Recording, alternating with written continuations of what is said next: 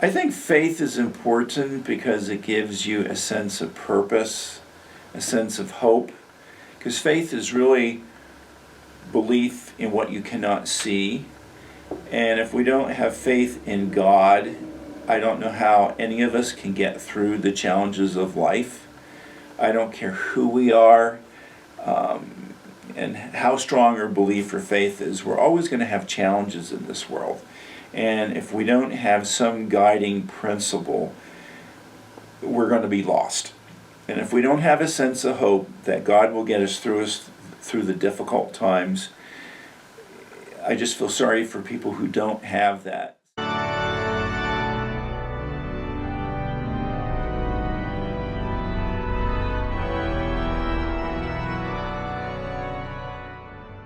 Hello, this is Jeffrey Goodman, pastor at Salem Evangelical Lutheran Church in Ephrata, Pennsylvania, coming to you with another episode of the Salem Story. Today's story is James Kimmel, and I sat down with Jim to talk a little bit about where he grew up and what life was like in the church in the late 1960s and 1970s. That was the Lutheran Church in America, the LCA, and Jim grew up in the Lutheran Church in Schuylkill County, and he shares with us what confirmation was like back then, and then expands upon how the good Lord called him into music education, first to Mansfield University and then to a 40-year plus career in music education. He's taught several generations of children music here in the Ephrata area. And now, what does retirement life look like for him? What is God calling Jim to now? And so Jim gets to talk a little bit about that with us, and it's an interesting story to listen to. So I hope you enjoy this interview. I really enjoyed putting it together, and we're so thankful for people like Jim who come to our church and who are members who make up the body of Christ. A lot of fascinating, interesting stories, and here's just one of them. James Kimmel. Hello, my name's Jim Kimmel. I was born in Schuylkill County, Pottsville, which is the seat of the county, and I spent most of my time in the western part of the Schuylkill County in the Tri-Valley School District, which is made up of 3 different valleys, hence the name Tri-Valley, and it's made up of a lot of small towns. It was basically a Pennsylvania Dutch community, but if you know Schuylkill County and the coal region very well, it's a very eclectic area with people of backgrounds from many different areas. If you want to truly understand Schuylkill County, watch the movie Molly Maguire's. It will explain it to the T. So anyhow, as far as I was concerned growing up, when I think back to my life in church and faith, I can't remember a time that I didn't go to church or I didn't have some sort of faith. And my parents always took us to church. My grandparents did, as well as aunts. I was the firstborn grandchild on both sides of the family, so needless to say, I got lots of attention, and somebody made sure I was in church and all sorts of church activities. I was baptized in February 1962, and of course I was an infant. I was only maybe 2 or 3 months old at the time, and I don't remember it. But I remember going to church as long as I can remember anything. And going to Sunday school was a big part of my life. It seemed we have a lot of kids in Sunday school, at least it seemed at the time. And we met in the basement of a church where they divided the areas into 4 quadrants with curtains. And I remember the Sunday school songs that we did, which I've used in other situations. And I remember all my Sunday school teachers. In fact, I just saw one of my Sunday school teachers last week, and she's in her 90s at this point. So it was just really neat to reminisce with an old Sunday school teacher. And I also remember going to vacation Bible school every summer in the month of June. And it's sort of funny, our church was a very rural church, so it was out in the countryside, and there were a bunch of honeysuckle bushes on the hillside. And I can always remember the scent of the honeysuckles in the month of June during Bible school. So when I think of Bible school, I think of that smell of the honeysuckles. I always correlate the two of them together. And I still remember the activities we did and the stories we learned. And there were just a lot of good times being with other children and just learning about the Word of God. Just very good times. And Bible school in those days, we used to meet every morning for like 2 hours, and we went for 2 entire weeks, and then we would do a program that Friday evening. And of course, in this day and age, we're just lucky to have vacation Bible schools anymore, let alone any type of program at the end. So things have changed greatly because the commitment from a lot of families just isn't like it used to be back in the 60s. The other activity I had as a youngster is there was a woman in the community who ran a good news club. And so every Wednesday afternoon when I was in elementary school, we would go to Good News Club. The bus would drop us off at this woman's house, and we had class in her basement. We sang songs, and we memorized Bible verses. And sometimes it took a few weeks to memorize a certain verse, but that was like the Bible verse of the month. And the thing I really remember is that she would have a felt board where she would tell us Bible stories, and she would manipulate these figurines on the felt board. And I still remember so many of those stories that we learned through the Good News Club. And what was really unique was after several months of Good News Club, we would have a Saturday where they would pick us up on a school bus and we'd be all bused to some church. I think it was in Schuylkill Haven to be exact. And we'd have all these kids from around the county who would come and have a rally day. And I don't know how long we were there, but it was probably an hour or so. And just, did fun things like songs and lessons and stuff like that. But still, those were all very formidable for me as a child, because if you don't know the stories of the Bible, and you can't start to relate them as you get older. And then, of course, in the 70s, I went through confirmation class. And to be honest with you folks, I still have my confirmation materials and workbooks. And I was confirmed on Pentecost in 1977. But I refer to these materials frequently. And what's really interesting is I still have all the handouts that we did, all the worksheets from confirmation class, or catechism in those days, catechetical class. But it was still a very memorable experience, and we had a wonderful pastor who led us through that. And when we were confirmed on Pentecost, we stood by the altar, the class and there were like about 8 of us in the class, and we recited the creed. And we said the Lord's Prayer as a class. That was part of the expectation in those days. Well, as long as I can remember, I was told by my parents, "You're going to college." Now that sounds odd, but again, I was the first person in my family to go to college. And it's just something that my parents wanted for me. My dad and grandparents ran a gas station and auto mechanics, and I have high respect for that, but I knew when I was 5 years old that I did not want to do that as a vocation. I wasn't the type who liked to get dirty and have, dirty fingers. So my dad always thought I should be a doctor because I like to keep my hands clean as much as possible. So anyhow, I knew by the time I was in 7th grade that I wanted to be a music teacher, because I had a music teacher, a band director who inspired me. He was very good at what he did, and he was a graduate of Mansfield University, and I decided in 7th grade I was going to Mansfield University when the time came. So that was 1974. Now I graduated in 1979, and there were a lot of things along the way that I kept thinking, what are the other alternatives? Because of course in the 70s everybody was saying, don't go into teaching, the kids are terrible, you won't make much money, and it was just a very negative thing, just don't do it. So along the way I thought of other things, and I thought maybe becoming a music therapist. Somebody took me on a field trip to Topton Lutheran Home in Berks County, where they had a music therapist working. So I went and observed music therapy firsthand, and I really thought that would be a possibility. And I was looking at other things. I sort of just wanted to be a teacher because I liked explaining things to other people.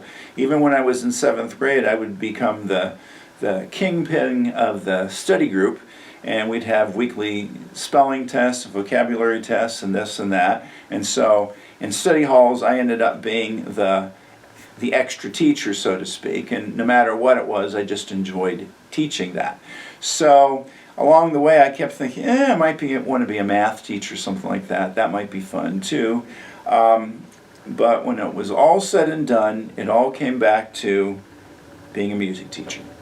And, even in 7th grade, I went to go to Mansfield University because that teacher did.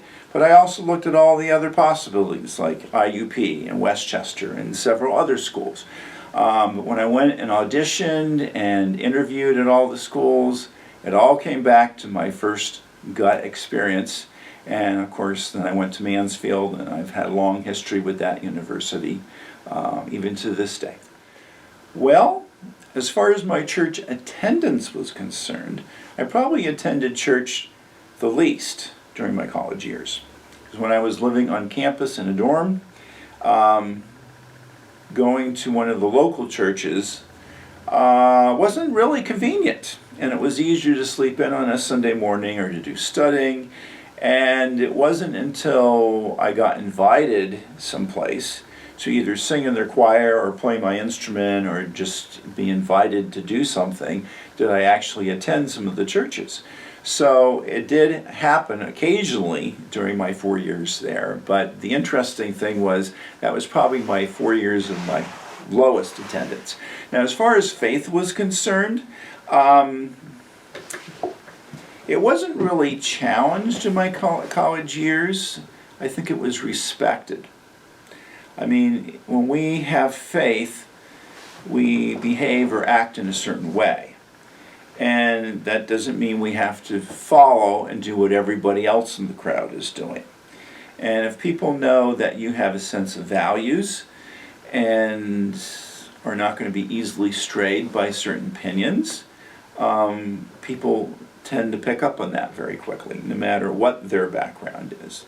Well, my first teaching job was in Moravia Central School District in Moravia, New York. It's very close to Ithaca, so it's right in the middle of the Finger Lakes. So I just took off to this tiny town. It was very comparable to what I grew up with as far as the size of the town, and the size of the school district. And I had my first teaching job in 1983-84 school year. It was an elementary instrumental job, which I always have taught. And I get to this small town, didn't know a soul. It was like 4 hours away from home. And I was actually staying in a home of an elderly woman. She had 2 rooms that she rented out. So I had one, and the local art teacher had the other room. And she invited us both to church. So that was the Methodist church, which was like a block away. So I went, and they had a really good choir. So that inspired me. So I got hooked on the choir very quickly in the Methodist church.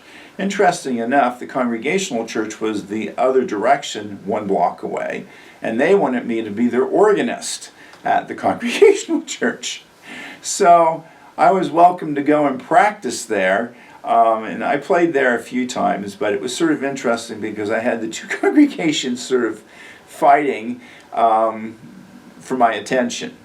So the Methodist church actually won out because they had a bigger choir. So anyhow, I got involved in that congregation very quickly, or the 2 congregations really, which 2 years after I left, they merged into one church. The Methodist congregation, their church was falling apart. The Congregational church had a better building, even though it was very historical. So they gave the building to the Methodist congregation, and they used that church and tore the other one down.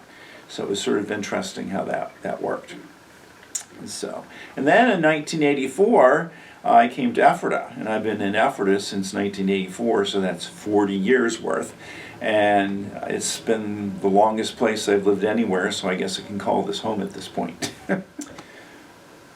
Well, when I first came to Ephrata, I was not only the instrumental teacher in the elementary schools, but I also directed the high school marching band. So I was working day and night and starting new programs, it seemed, left and right. And when I came in, there had been a lot of controversy prior to that. I was the 4th teacher within a 2-year time period. So there were a lot of things to iron out and work through. And the first year was very stressful, to say the least. And I kept thinking, why did I ever come to this godforsaken place with all these problems? And, I should have just stayed in New York and things would have been happier. So, and the thing is, in New York, that was a 1-year long-term sub job. So I knew I couldn't stay there forever. So I came to Ephrata, and of course, I didn't realize what I was coming to at that point. So as far as faith was concerned, I moved to Ephrata at the end of July of 1984, and of course I went to start looking for a church, because at that point, after my college years, I felt my faith life was developing a little bit more. So of course I went to look for a Lutheran church, because when you go to New York State and even northern Pennsylvania, Lutheran churches are not as common. When you come to south central Pennsylvania, they're much more common. So I started looking at the different Lutheran churches in Ephrata, and at that point I lived in Washington Avenue, so I thought, well, I'm going to go to this church on Main Street, Holy Trinity, because it was close. I could even walk there. So I went there, and they had a wonderful pastor, and I really liked the liturgy and the music and whatnot. So I was there for a long time. When I came to Ephrata, I was a single guy for a long time. So I did not get married till I was 39 years old, which is rather old for people getting married for the first time. Most times by age 39, it's marriage number 2 or 3. So I met my wife at church. Actually, I knew my wife for 12 years before we ever dated. And I remember talking with her during Sunday school at Holy Trinity, and the light just sort of clicked. It was like, oh, I've known you for a long time, but I never thought of you as a possibility to date. And it's just like, okay, for whatever that's worth.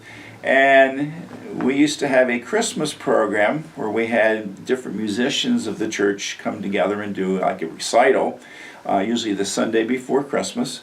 And so the next Sunday I said to her, "Do you ever play that clarinet anymore?" "Oh, I haven't touched it in years."